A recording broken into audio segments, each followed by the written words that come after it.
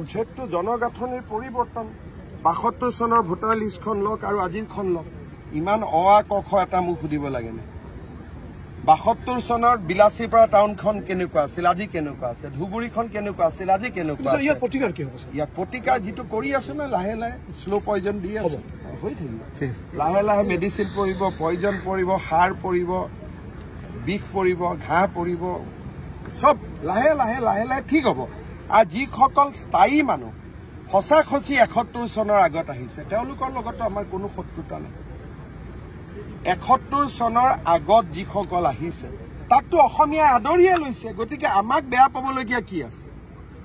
আমিতো কোৰ্টতে এফিডেভিট দিছো যে ৭১ চনৰ আগত অহাখিনি ভাৰতীয় আমিতো কাকো বেয়া ভাবা নাই কিন্তু যিবিলাক যোৱাকালিও ২৬ জন আহিছে আমি খেদিছো গতিকে যি সদায় আহি আছে সেইখিনি মানুহকতো মিয়া মানুহে সোমাব দিব নালাগে নিয়ম মতে যদি আইনৰ মতে চাব যায় ফৰেষ্টতো আমি এনেকুৱা নহয় যে অকল মিয়াক এভিকশ্যন কৰিছো কোনোবা যদি বেলেগ এতিয়া যে আমাৰ ওৰিয়াম ঘাটত এভিকশ্যন হৈছে তাত বেলেগ জাতি উপজাতিৰো মানুহ আছিল তেওঁলোক উঠি আহিছে এনেকুৱা নহয় যে অকল মিয়া মানুহক এভিকশ্যন হৈছে